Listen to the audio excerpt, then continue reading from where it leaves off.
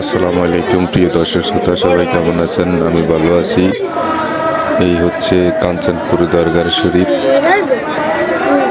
আজকে আপনাদের সামনে ভিডিওটা উপস্থাপন করলাম।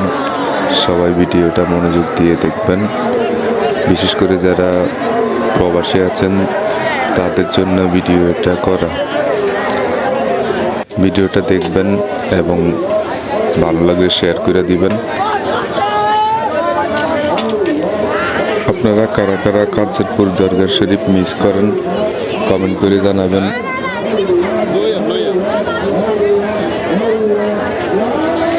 এত মানুষের ভিড়ে ভিডিওটা করা অসম্ভব ছিল, অনেক কষ্ট করে ভিডিওটা করলাম।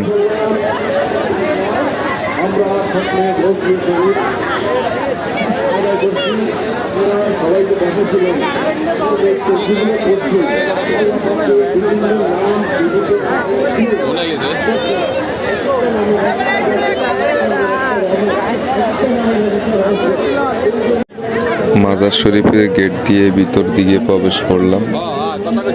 সবাই ভিডিওটা মনোযোগ দিয়ে দেখেন।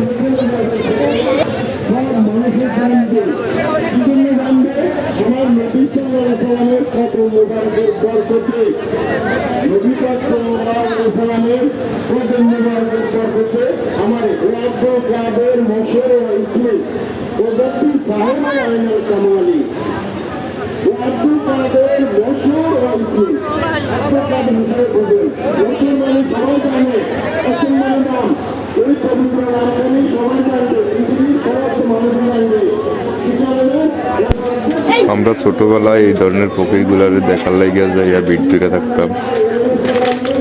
আপনারা একটু দেখেন, আগের মতো দেখি না। আগে যেভাবে ফকিরগুলো আসতো, হাত নাই পাও নাই, কারো বিভিন্ন সমস্যা, অনেক সমস্যাওয়ালার লোক দেখতাম।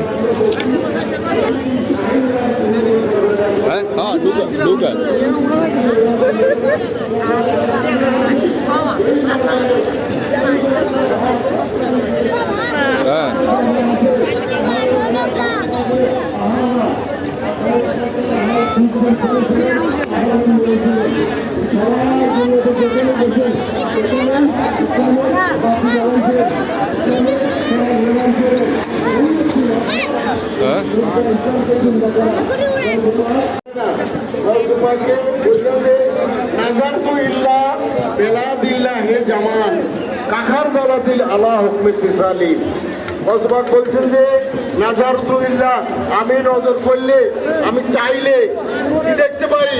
আল্লাহ পাকের সৌরজগতের মধ্যে যা কিছু আছে, নাজারতুল্লাহ বেলাদিল্লাহ, অর্থাৎ কুদরতের দুনিয়ার মধ্যে যা কিছু আছে সবকিছু আমি এত ছোট্ট একটা সরিষার দানার মতো আমি দেখতে পাই। এই কথাটা কে বলছিলেন? আমার গর্জবাকে বলছিলেন, সবাই বলছি সুবহানাল্লাহ। এই কথা মুক্তালের একজন বড় ব্যবসায়ী, বড় একজন বণিক, ব্যবসা টাইপের, ওখানে ওই দেশে তো যে গ্রামে যিনি থাকে ওই ব্যবসা, ওই বণিক। তো উনি আসলেন গৌসবাকের দরবারে। দরবারে আসার পরে বলতেছেন, হে গৌসবাক, আমি আপনার কাছে এসেছি বায়ান হওয়ার জন্য, শরীর হওয়ার জন্য। আমি আপনার দরবারে আসছি বায়ান হওয়ার জন্য, শরীর হওয়ার জন্য। আপনি আমাকে কি বায়ান করবেন? আমাকে একটা কেরামতি আগে আমি বায়ান হবো, আমি পুলিশ হবো। তখন গৌসবাক বলছিলেন, আমি কাউকে কেরামতি পুলিশ করি না, বায়ান করি না। তোমার পছন্দ হইলে তুমি আমার কাছে বায়ান হও, তাহলে তুমি করে যাও। তখন বলছিলেন, আমার তাহলে বলছিলেন না, আমি যাবো না,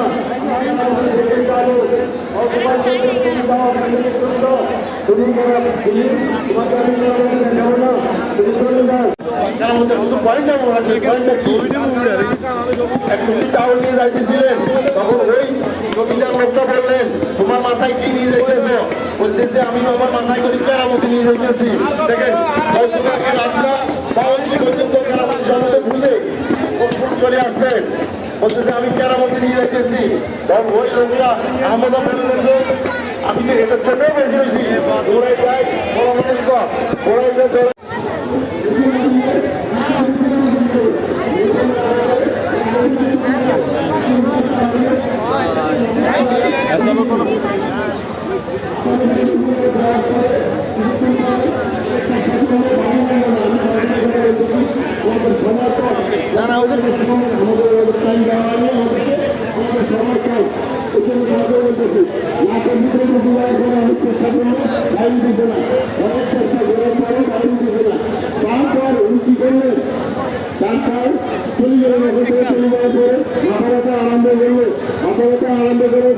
লক্ষ্য নিয়ে হাসপাতালে গেলে হাসপাতালে আপু বাথরুমে ঢেলেছে না?